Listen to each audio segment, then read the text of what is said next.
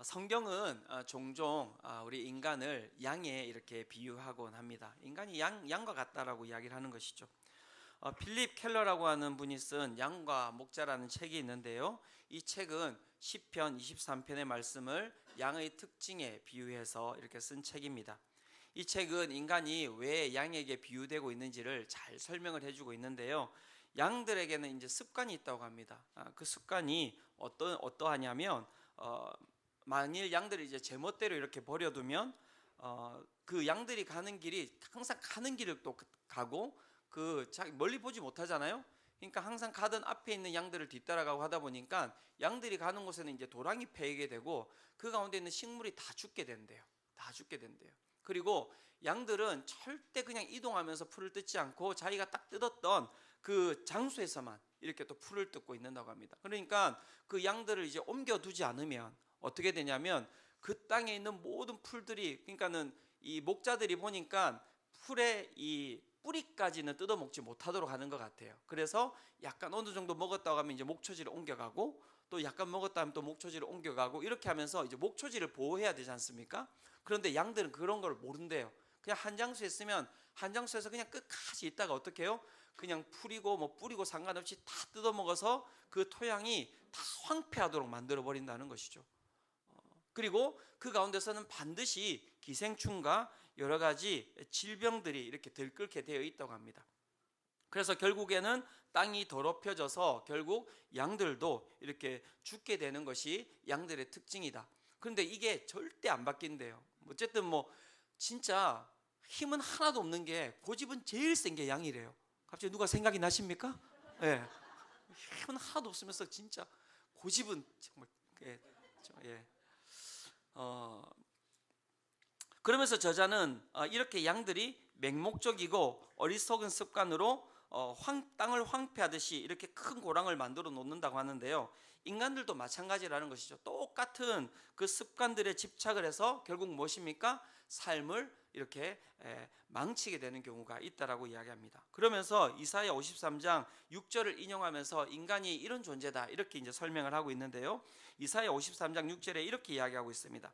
우리는 다 양 같아서 그릇 행하여 각기 제 길로 갔거늘 여호와께서 우리 모두의 죄악을 그에게 담당시키셨도다. 오래된 옛 길만을 추구하고 오래된 옛 땅만에서만 풀뜯기를 고집하는 완고함, 제멋대로 굴고 교만한 자만심으로 꽉 찬 양들, 그 양들의 결국은 무엇이냐면 뼈만 앙상하게 남은 깡마른 양으로 살다가 죽게 되는 것이 이런 양의 모습이라고 이야기를 하고 있고요. 그러면서 저자는 우리가 살고 있는 이 세상이 그와 같은 양들과 똑같은 사람들이 가득 차 있다 이렇게 이야기를 하고 있습니다. 그러면서 파산한 가정들, 낙심한 심령들, 버림받은 생명들, 뒤틀린 성격들, 그 모든 상황들을 한번 잘 살펴보면 그 가운데 무엇이 있다는 것입니까? 양과 같은 모습이 우리 가운데 뼛속 깊이 스며들어 있다라고 이야기를 하고 있는 것이죠. 그러한 양과 같이 제 길로 각자 그 그릇되어서 제 길로 그렇게 행하면서 고통 가운데 살아가는 그 모습을 바라보면서 예수님께서 이렇게 말씀하셨습니다. 마태복음 9장 36절인데요. 예수님께서 이렇게 말씀하십니다. 무리를 보시고 불쌍히 여기시니 이는 그들이 무엇 없는 양과 같다고요?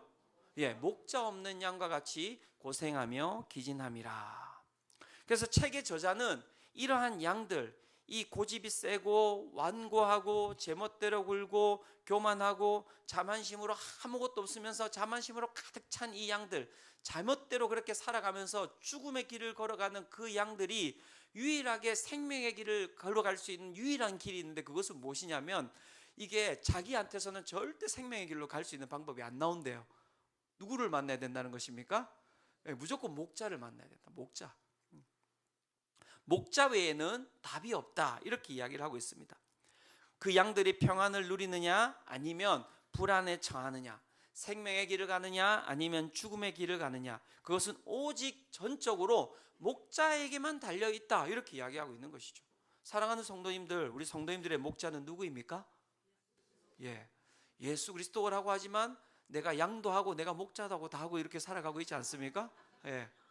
뭐 양겸 목자겸 뭐 그러면서 뭐 그죠? 그러면서 내 옆에 있는 사람들까지도 끌어당겨 가지고 다 그냥 그죠? 막 이렇게 가자. 근데 거의 뭐 죽음의 길을 가고 있는 게 우리의 모습일 수 있는 것이죠. 그렇게 행하여서 각기 제 길로 갈 수밖에 없는 인생. 그 인생을 바로잡기 위해서는 반드시 목자가 필요한데요. 그 목자는 선한 목자여야만 합니다.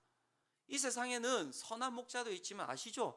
악한 목자들도 얼마나 많이 있습니까? 그렇죠? 선한 목자가 꼭 필요한 세상 가운데 우리 주님께서는 자신을 이렇게 소개하고 계십니다. 요한복음 10장 10절에서 11절인데요. 이렇게 말씀이 예수님께서 이렇게 자신을 소개하고 계십니다.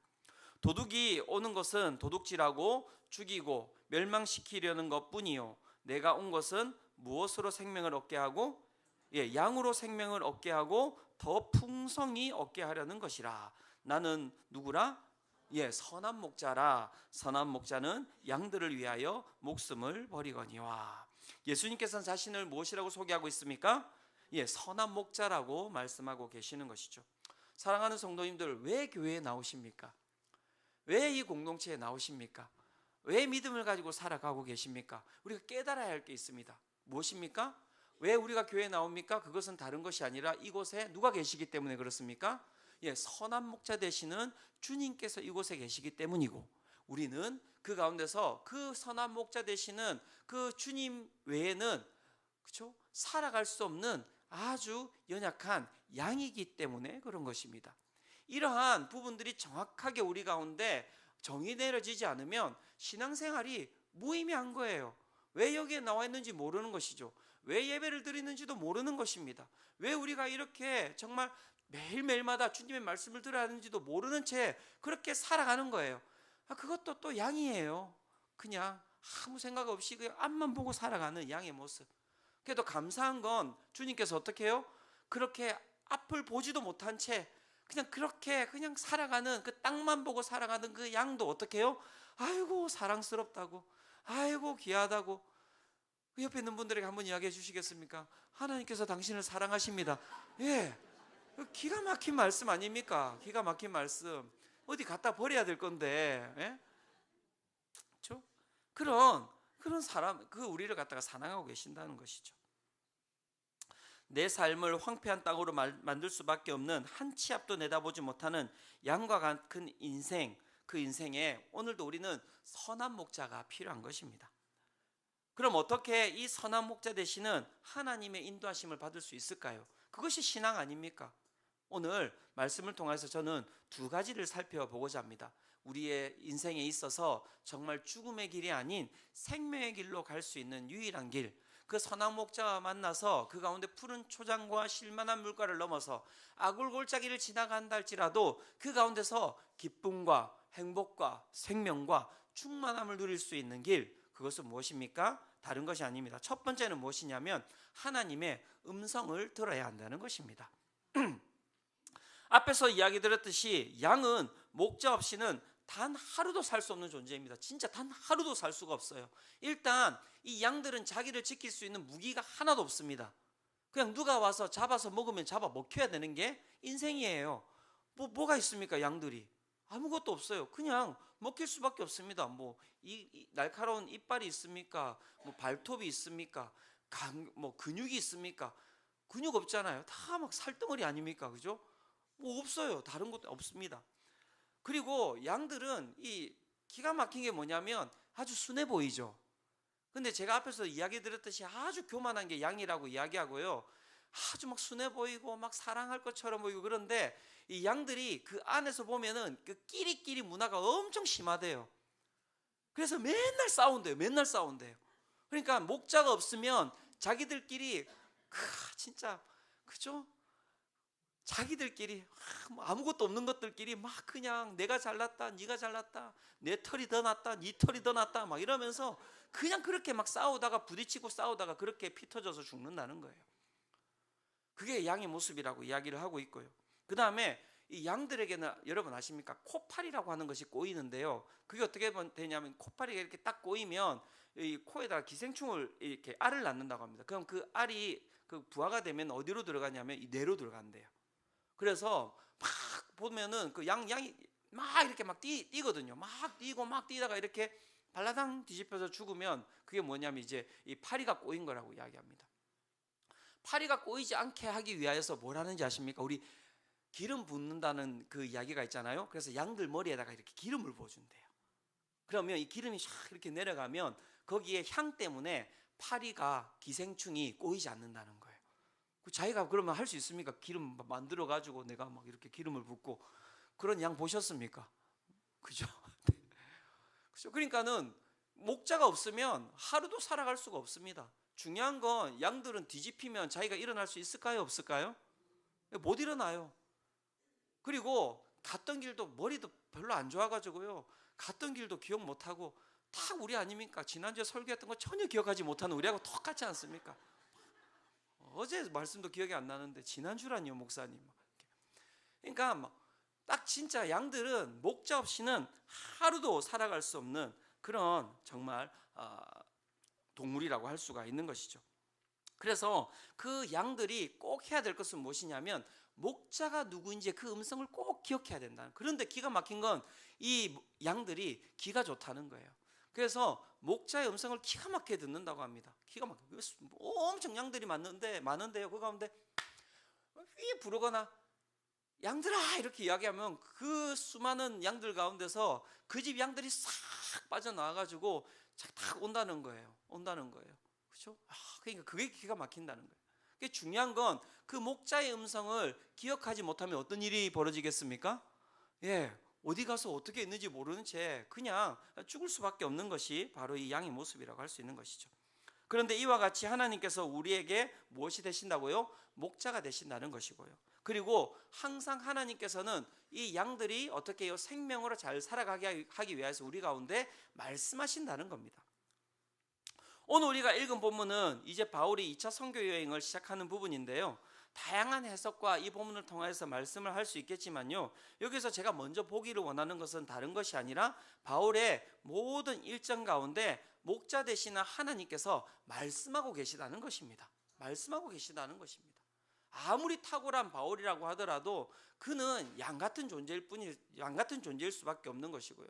그 가운데 목자 되시는 하나님께서 말씀하시지 아니하시면 그 가운데 죽음의 길로 갈 수밖에 없는 것이 바로 이 바울의 인생도 똑같다라고 말씀이 이야기를 하고 있는 것이죠.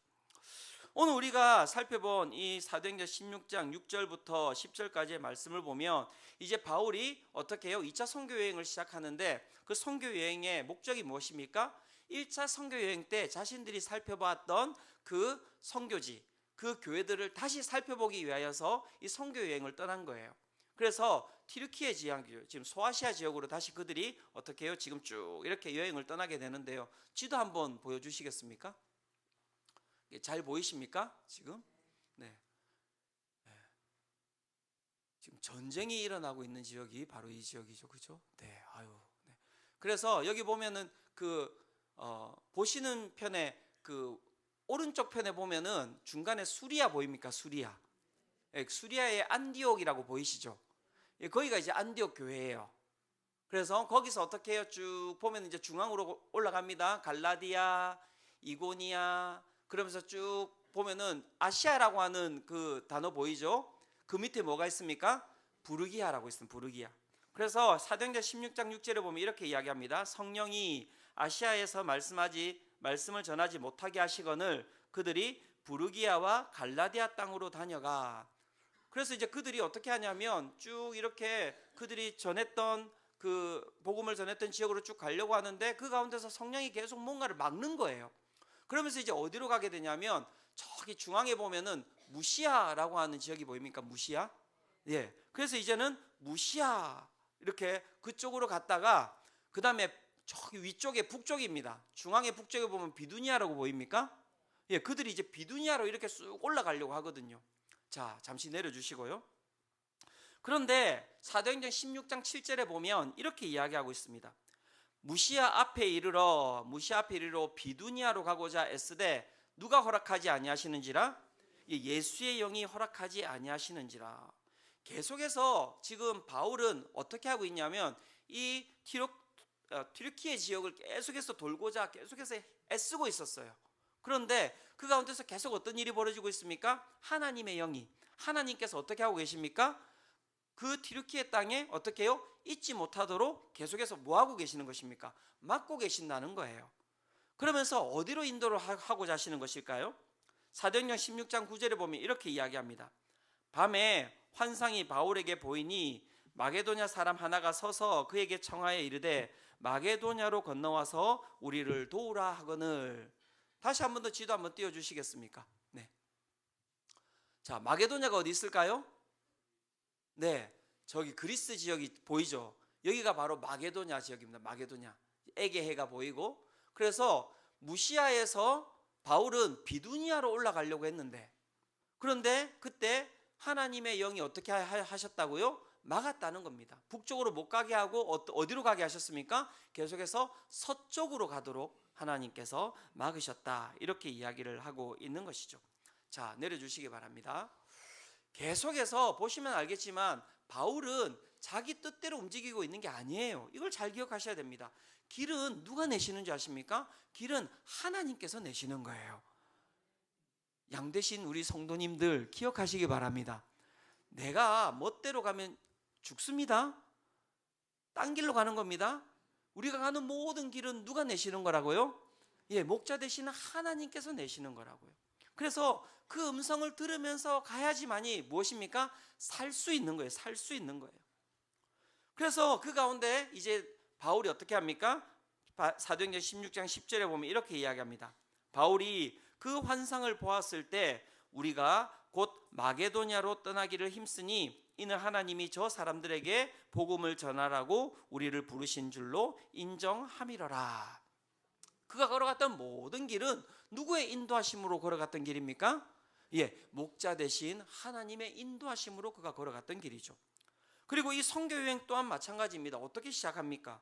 사도행전 13장 2절에서 3절이죠. 이렇게 이야기하고 있습니다. 주를 섬겨 금식할 때에 성령이 이르시되 내가 불러 시키는 일을 위하여 바나바와 사울을 따로 세우라 하시니 이에 금식하며 기도하고 두 사람에게 안수하여 보내니라. 선교가 어떻게 시작되었습니까, 여러분? 누구의 음성으로 시작되었습니까? 성령의 말씀, 하나님의 말씀으로 선교가 시작되었다라고 이야기를 하고 있는 것이죠. 사랑하는 성도 여러분, 목자 되시는 하나님께서는 항상 우리의 삶에 오셔서 말씀하시는 분이시라는 것을 믿으시기를 축원합니다. 말씀하시는 분이세요. 하나님은 우리 가운데 말씀하시는 분이십니다. 어떤 분들은 그런 이제 의문을 제기합니다. 목사님, 하나님께서 말씀하신다고요? 저는 한 번도 들은 적이 없는데요.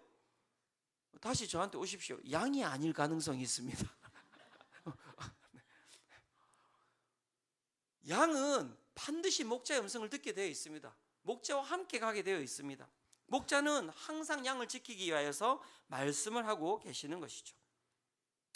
여러분 생각해 보십시오. 하나님의 말씀이 아니었다면 여러분 복음은 어디에 머물러 있었겠습니까?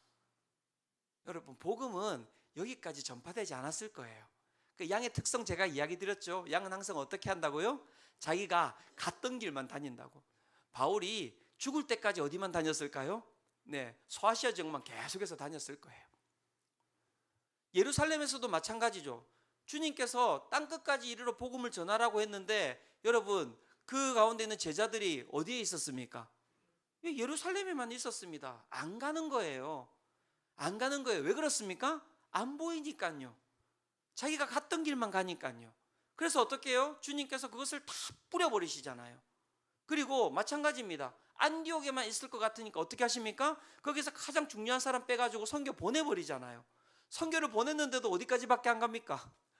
소아시아까지밖에 안 가요. 그러니까 어떻게 해요? 가는 길을 막고 어떻게 해요? 유럽으로 그 길을 갖다가 틀어버리시죠. 목자의 음성을 들어야지만이 여러분 생명의 길을 갈 수 있는 것임을 믿으시기를 축원합니다.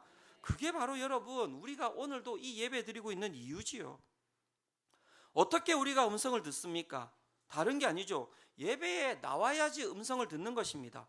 말씀을 읽어야지만 이 음성을 듣는 것입니다. 오늘 우리가 이 예배에 나오는 이유 다른 것이 아닙니다. 오늘도 우리는 양이고 오늘도 양으로 살아갈 수밖에 없고 오늘 여기에서 지금 뒤집혀가지고 오신 분 계시죠? 지금 아둥바둥거리면서 지금 주님 제 인생이 앞으로 돌아가지를 않아요.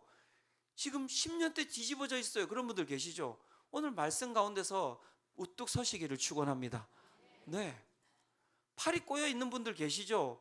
지금 팔이가 꼬여가지고 지금 뇌사 상태로 아무것도 하지 못한 채 그렇게 아픈 가운데 계신 분들 계시죠? 오늘 주님께서 그 가운데 기름 부어 주심으로 말미암아 그 가운데는 모든 파리들과 기생충들이 사라지는 은혜를 맛보시기를 축원합니다.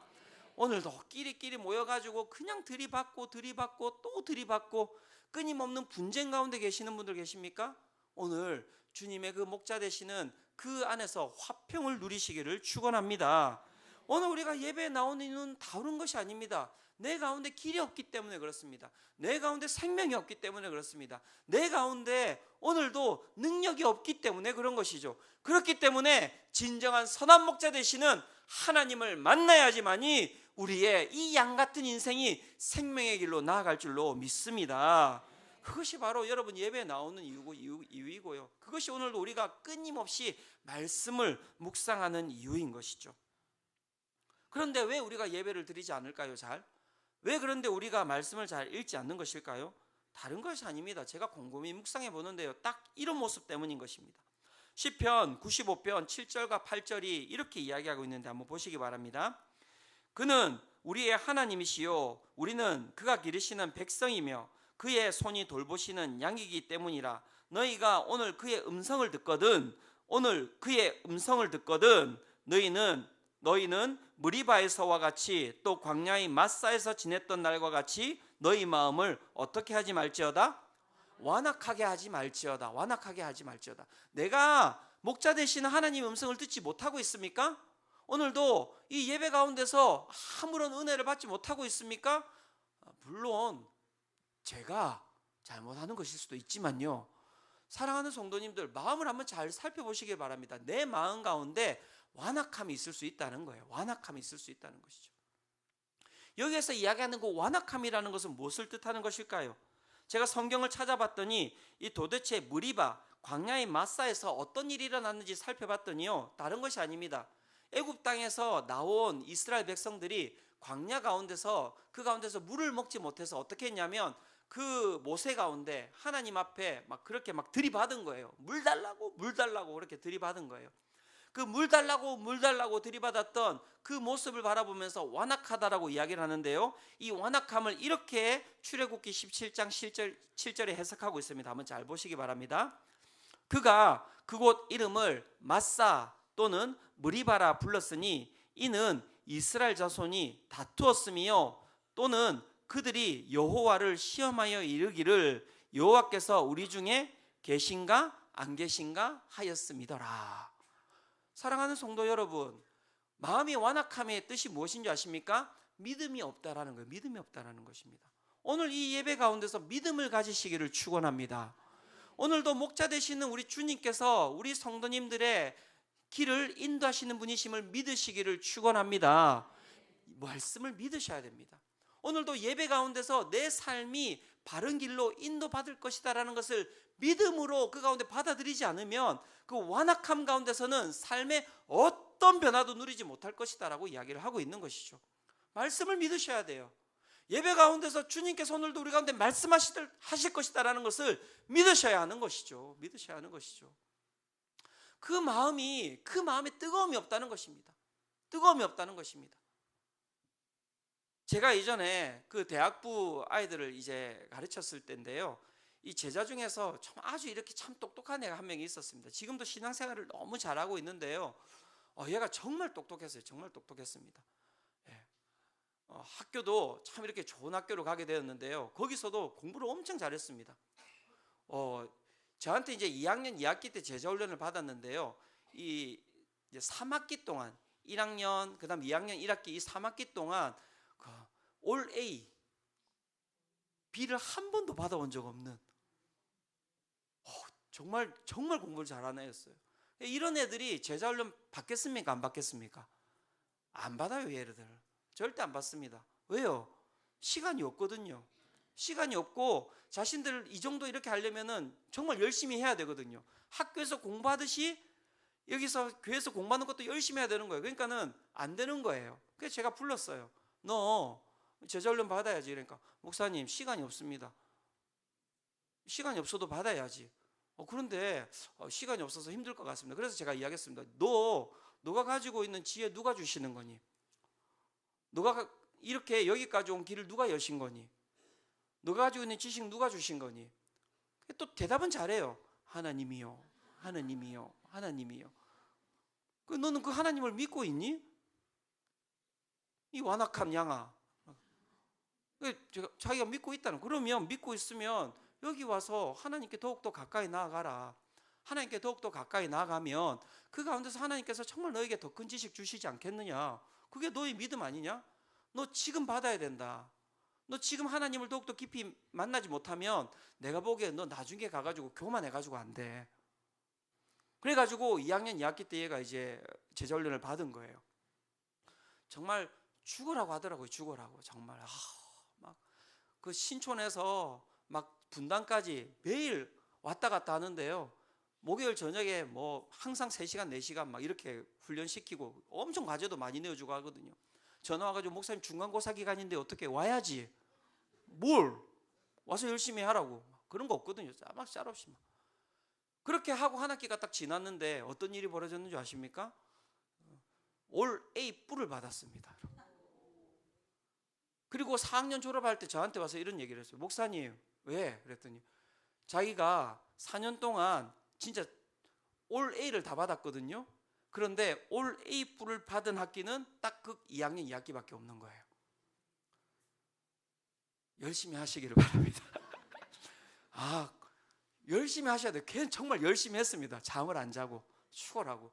그러면서 자기가 그런 고백하는 거예요. 하나님께서 주시는 것이다. 하나님께서 주시는 것이다. 하나님으로부터 모든 것이 나오는 것임을 믿으시기를 축원합니다. 양은 혼자 살아갈 수 없는 거예요. 혼자 살아갈 수 없는 거예요. 오늘 힘드세요. 길이 보이지 않으세요. 좀 믿어보세요. 목자가 믿어보라잖아요. 오늘 나에게 와보라잖아요. 내가 길을 열어준다잖아요. 오늘 이곳에 우리 모든 성도님들 선한 목자 되신 주님께로 나가시기를 축원합니다. 두 번째 우리가 기억해야 될 것이 있습니다. 그것은 무엇입니까? 힘써야 한다는 것입니다. 힘써야 된다. 하나님의 인도하심을 받는 것, 목자의 그 은혜를 받는 법. 두 번째는 무엇이냐면 힘써야 한다는 것입니다.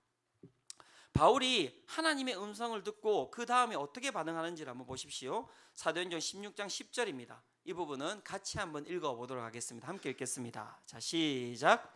바울이 그 환상을 보았을 때 우리가 곧 마게도냐로 떠나기를 힘쓰니 이는 하나님이 저 사람들에게 복음을 전하라고 우리를 부르신 줄로 인정함이로라. 아멘.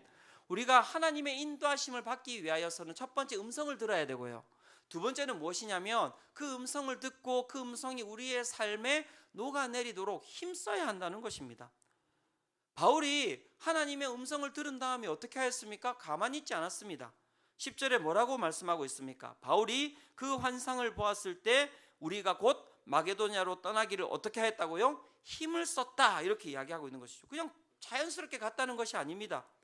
그 가운데 저항이 있었다는 것입니다. 그 가운데 장애물이 있었다는 것입니다.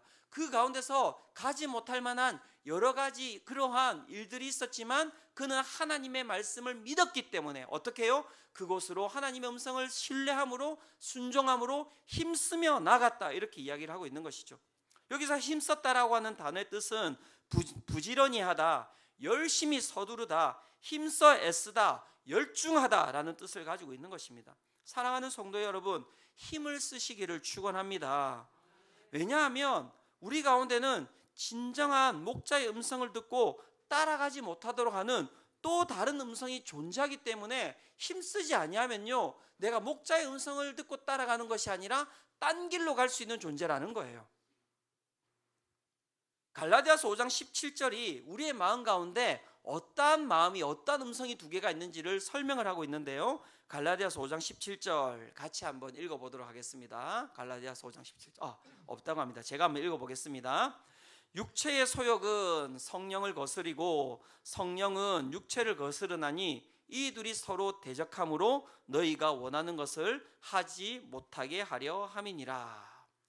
우리의 마음 가운데 두 가지의 마음이 있는데 한 가지의 마음은 무엇이냐면 육체의 소욕이라고 이야기를 하고 있고요. 한 가지는 성령의 음성이라고 이야기를 하고 있는 것입니다.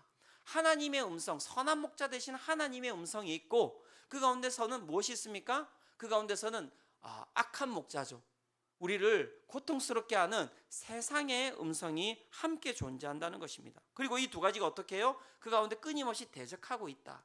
그래서 바울이 그 두 가지 마음이 함께 있었던 것이겠죠. 하나님의 음성은 마게도냐로 가라라고 이야기하지만 그 마음 가운데서는 무엇입니까? 정말 가는 게 맞을까라고 하는 여러분 불신도 있고 또 가려고 하니 배를 타고 또 건너가야 되는 두려움도 있고 그렇게 하니까 어떻게 해요? 가기 싫은 마음들도 있는 거예요. 그 두 가지 마음이 부딪히는 것이죠. 그런데 여러분 기억하셔야 될 게 있습니다. 이 두 가지의 길은 여러분 처음에는 비슷해 보이지만 그 끝은요 아주 심각합니다. 육체의 음성을 따라서 살아가는 그 인생의 끝이 무엇인지 보시기 바랍니다. 갈라디아서 5장 19절에서 21절이 이렇게 이야기를 하고 있는데요. 갈라디아서 5장 19절에서 21절입니다. 함께 읽겠습니다. 자, 시작. 육체의 일은 분명하니 곧 음행과 더러운 것과 호색과 우상 숭배와 주술과 원수 맺는 것과 분쟁과 시기와 분냄과 당 짓는 것과 분열함과 이단과 투기와 술 취함과 방탕함과 또 그와 같은 것들이라. 전에 너희에게 경계한 것 같이 경계하노니 이런 일을 하는 자들은 하나님 나라를 유업으로 받지 못할 것이요. 육체의 음성을 듣고 살아가는 그 결과가 무엇입니까? 앞에 나왔던 그 수많은 것들이 있지만 결국에는 그 끝은 무엇이냐면 하나님의 나라를 유업으로 받지 못할 것이다. 여기서 이야기하는 하나님의 나라는 무엇이냐면 천국, 천당 이 개념이 아닙니다. 생명 가운데 살아가지 못할 것이다라는 것이죠. 죽음의 권세, 사망의 권세 가운데 빠질 수밖에 없다라고 이야기를 하고 있는 것이고요. 사랑하는 성도 여러분, 성령의 그 음성, 목자, 선한 목자 되시는 하나님의 음성을 듣고 살아갈 때는 어떤 결과가 나오는 것입니까? 갈라디아서 5장 22절에서 23절에 이렇게 이야기하고 있습니다. 오직 성령의 열매는 사랑과 희락과 화평과 오래 참음과 자비와 양성과 충성과 온유와 절제니 이 같은 것을 금지할 법이 없느니라. 하나님의 말씀을 그 가운데 목자 되시는 말씀을 듣고 살아갈 때는 무엇이 우리 가운데 충만해지는 것입니까? 생명이 충만해지는 거예요. 생명이 충만해지는 것입니다. 하나님의 나라를 유업으로 받지 못하는 그 인생, 그 고든 양과 같은 모습들, 절대 그 목자의 음성을 듣지 않고 그냥 제갓길로 가는 그 모습을 갖다가 제가 영상 하나를 찾았어요. 이게 다 우리 모습하고 똑같더라고요. 뭐 길지 않습니다. 한 10초, 15초 되는 건데 한번 잘 보십시오. 딱 나라고 느껴지실 거예요. 딱 나라고 느껴지실 것입니다. 절대 말씀 듣지 않고 제갓길로 가는 양 한번 틀어주시겠습니까? 네.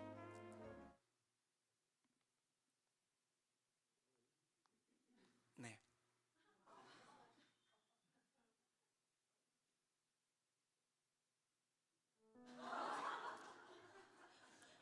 우리 인생이에요. 우리 인생이에요.